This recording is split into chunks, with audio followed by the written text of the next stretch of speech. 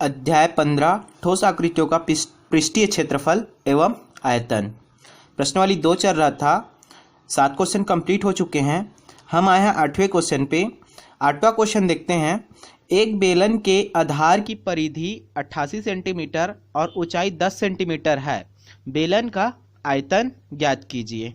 ठीक है, जैसे पिछले क्वेश्चन में 7वां क्वेश्चन में क्या दिया था, बेलन की आधार की क्षेत्रफल दिया था, आधार का क्षेत्रफल दिया था ना। यहाँ पर क्या दिया हुआ है, परिधि। तो क्षेत्रफल दिया था तो क्या करते थे, आधार का क्षेत्रफल गुणित ऊंचाई, डायरेक्ट आधार का क्षेत्रफल और गुणित ऊंचाई करते थे तो क्या निकल जाता था, आयतन। लेकिन यहाँ पर क्या दिया हुआ है, आधार की परिधि दिया हुआ है। ठीक है, तो ये मान लिया जाए ये हमारा क्या है, एक बेलन है। तो ये क्या कहलाता है, इसका आधार। इस आधार को और अलग से ऐसे बनाओ तो ये ऐसे आधार दिखेगा। तो इसका ये परिधि दिया हुआ है, ये जो इसका बाउंड्री जो है क्या कहलाता है, इसका परिधि। तो परिधि कितना दिया हुआ है, 88 सेंटीमीटर। और हम जानते हैं कि इसका परिधि क्या होता है, फार्मूला परिधि का, वृत्त की परिधि है, वृत्त ही टाइप है इसका आधार जो है। तो वृत्त की परिधि क्या होता है, 2 पाई आर। ठीक है, वृत्त की परिधि क्या होता है, 2 पाई आर। और यहां से हम क्या निकाल लेंगे, आर निकाल लेंगे। और एच दिया हुआ है, फिर हम क्या निकाल लेंगे, बेलन का आयतन निकाल लेंगे। ठीक है, तो क्या क्या दिया हुआ है इसको सबसे पहले लिखते हैं। दिया है बेलन के आधार की परिधि, मतलब बेलन के आधार की परिधि बराबर कितना है, 88 सेंटीमीटर है। यहां से हम क्या निकालेंगे, त्रिज्या निकालेंगे। बेलन की आधार की परिधि क्या होता है, फार्मूला परिधि का 2 पाई आर, बराबर का बराबर 88 सेंटीमीटर का, ये 88 सेंटीमीटर। ठीक है, यहां पर मैं वैल्यू रख देता हूं। अब क्या क्या है, 2 का 2, पाई का मान कितना होता है, 22/7। तो ये हो गया 22/7 गुणित आर का, आर बराबर 88 का, ये हो गया 88 सेंटीमीटर। ठीक है, इसको बाद में लिख लेंगे। चलो, अब ये 22 दूने 44 हो जाएगा, 44। और ये 7 उधर चला जाएगा तो क्या हो जाएगा, पहले इस एक बार फिर से लिख लेता हूँ। 22 दूने 44, ये हो गया 22 दूने 44। और ये बटे 7 का 7 गुणित आर का, आर बराबर 88। यहाँ से मेरे को आर का वैल्यू निकालना है, आर का मान निकालना है। तो आर बराबर क्या हो जाएगा, ये 7 ऊपर चला जाएगा, 88 गुणित 7, ये 44 किधर आ जाएगा, नीचे आ जाएगा। ठीक है, 44 से कम, 44 और 44 दोनों ऐसे दिख रहा है डायरेक्ट। 44 का डबल है 88, तो डायरेक्ट एक कम और दोनों कर दूंगा। तो यहाँ पर से निकल गया हमारा आर का मान क्या हो जाएगा, 7 दूनी 14। अब हमें त्रिज्या पता चल गया, यहाँ पर त्रिज्या आर बराबर कितना है, 14 सेंटीमीटर है। ठीक है, और हमें क्या दिया हुआ है, ऊंचाई दिया है। ऊंचाई एज बराबर कितना है, बेलन की ऊंचाई एज बराबर 10 सेंटीमीटर है। अब हम आयतन निकाल सकते हैं, बेलन का आयतन। तो बेलन का आयतन का फार्मूला क्या होता है, बेलन का आयतन बराबर क्या होता है, पाई आर स्क्वायर एच। यही होता है बेलन के आयतन का फार्मूला, क्या है, पाई आर स्क्वायर एच। पाई का मान कितना है, 22/7, तो 22/7 होता है। आर का मान कितना है, निकाले हैं अभी, 14। तो ये हो गया 14 और 14 का वर्ग हो गया। एच का मान कितना है, 10 है, तो ये हो गया 10। अब इसको देखो कैसे सॉल्व करेंगे, फिर से हम इसको सॉल्व करेंगे। यहाँ पर सॉल्व करता हूँ मैं। 22/7 का 22/7, 14 का वर्ग मतलब 14 गुणित 14, 2 बार लिख सकता हूँ इसको, और गुणित 10, तो ये हो गया 10। 7 एक कम 7 और 7 दूने 14, 14 कम 14, 14 दूने 28 और 28 गुणा करते जाते हैं। 22 का गुणा 2 के साथ कर दो, 22 का गुणा 2 के साथ करूंगा तो ये हो जाएगा 44 गुणित 14 का गुणा 10 के साथ कर दो तो ये हो जाएगा 140। और 44 गुणित 140 करेंगे तो ये आ जाएगा 6160 घन सेंटीमीटर। ये क्या है, हमारा आंसर है। 44 गुणित 140 करेंगे तो कितना आ जाएगा, 6160। ठीक है, तो ये आप लोग इसको गुणा कर लेना, ये इसका आंसर है। ठीक है, आगे बढ़ता हूं मैं। नेक्स्ट क्वेश्चन में आते हैं, क्वेश्चन नंबर 9 में।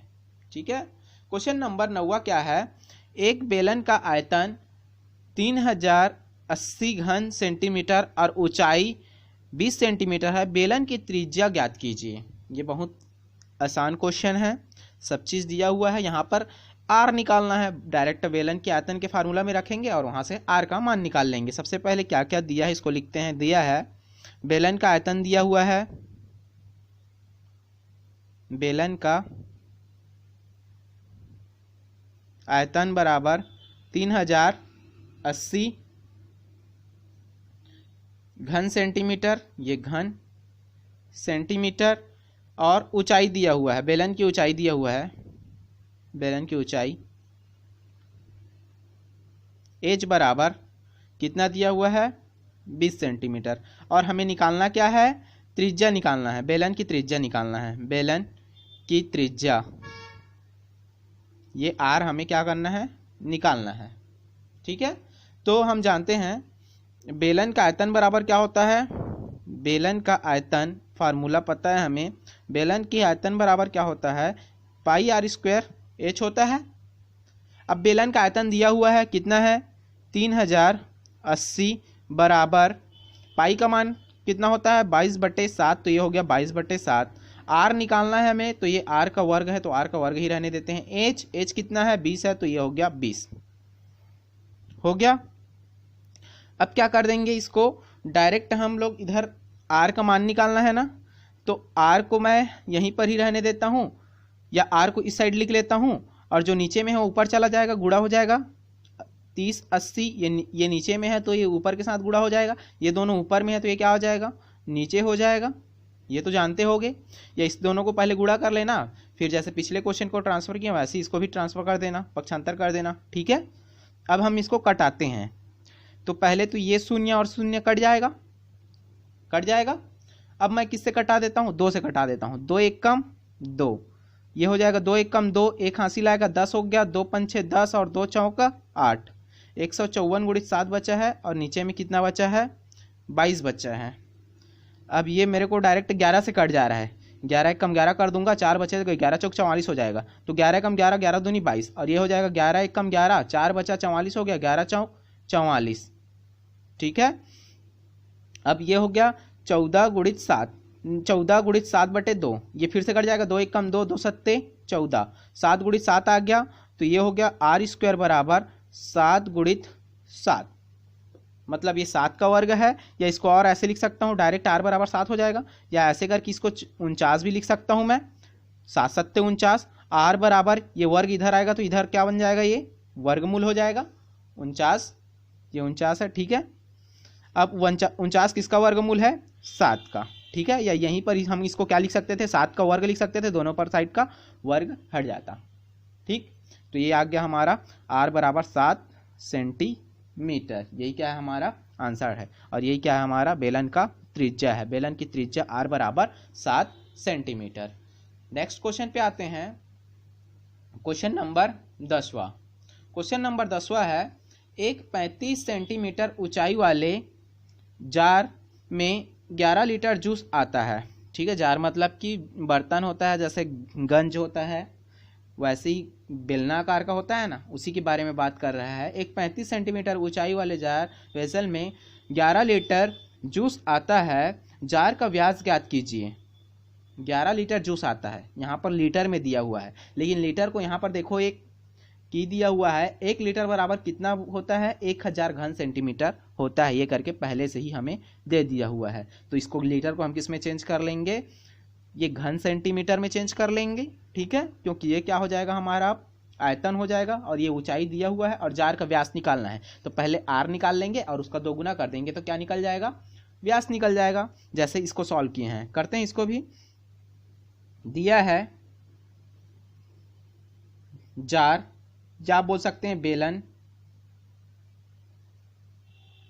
की ऊंचाई कितना दिया हुआ है 35 सेंटीमीटर, एच बराबर 35 सेंटीमीटर, ये हो गया। और देखो में जार वाले विजल में कितने 11 लीटर जूस आता है, 11 लीटर जूस आता है, मतलब वो 11 लीटर जो है क्या है, जार का आयतन है, जार का या बेलन का आयतन बोल सकता हूँ, जार का आयतन कितना सामान आता है वही क्या कहलाता है उसका आयतन कहलाता है। मैं पहले ही बता चुका हूँ उसमें कितना सामान आ रहा है, कितना लीटर दूध आ रहा है, कितना लीटर कुछ भी आ रहा है, कितना केजी शक्कर आ रहा है, कितना केजी क्या उसमें दाल आ रहा है, ये क्या कहलाता है, उसका आयतन कहलाता है। तो जार का आयतन क्या हो गया, 11 लीटर। अब हमें इस लीटर को किस में चेंज करना पड़ेगा, सेंटीमीटर में चेंज करना पड़ेगा। तो ये पहले से दिया हुआ है 1 लीटर बराबर 1000 घन सेंटीमीटर। तो 11 लीटर बराबर कितना हो जाएगा, 11 गुणित 1000 घन सेंटीमीटर, ये हो गया 1000 घन सेंटीमीटर। अब इसका गुणा कर दूंगा तो क्या हो जाएगा, ये 11 को गुणा 1000 के साथ तो 11000 घन सेंटीमीटर। अब हमें पता चल गया, जार का आयतन पता चल गया, ऊंचाई पता चल गया। अब हमें व्यास निकालना है, तो सबसे पहले हमें आर निकाल लेते हैं, फिर क्या हो जाएगा, आर निकलने के बाद उसका दोगुना कर देंगे तो ये व्यास निकल जाएगा। ठीक है, तो अब हम निकालते हैं बेलन का आयतन का फार्मूला पता है हमें, बेलन का आयतन बराबर क्या होता है, पाई आर स्क्वायर एच। अब बेलन का आयतन दिया हुआ है कितना है, 11000 घन सेंटीमीटर। पाई का मान 22/7, आर तो निकालना पड़ेगा, तो ये आर का वर्ग है, तो एच का मान कितना है, 35 है, तो ये हो गया 35। अब ये कट जाएगा, 7 चौक 28, 7 पंच 6 35, ये हो गया 7 पंच 6 35, कटा दिया इसको 5। इसको मैं डायरेक्ट अब नीचे ले आता हूँ, आर स्क्वायर को यहीं पर रहने देता हूँ, ये आर स्क्वायर यहीं पर है, ये दोनों गुणा में है तो इधर आके भाग में हो जाएगा, 11000, ये दोनों ऊपर गुणा में ही है तो नीचे आके ये तो क्या हो जाए, ये नीचे आ जाएगा, भाग में हो जाएगा। ये आर तो यहीं पर ही है, ये 22 और 5 क्या आ जाएगा, नीचे आ जाएगा, जो नीचे रहता है ऊपर चला जाता है, ऊपर रहता है नीचे आ जाता है, हो गया। अब यहाँ से मैं कटा देता हूँ, 11 से कट रहा है डायरेक्ट, 11 एक कम 11, और ये 3 शून्य है तो 3 शून्य, 11 दूनी 22, और ये 5 दूनी 10 हो जाएगा, ये 1000/10, तो ये एक शून्य और कट गया, तो आर स्क्वायर बराबर कितना हो गया हमारा, ये 100 आ गया। तो आर बराबर ये करनी 100, ये वर्ग उधर जाएगा तो इधर वर्गमूल बन जाएगा, तो त्रिज्या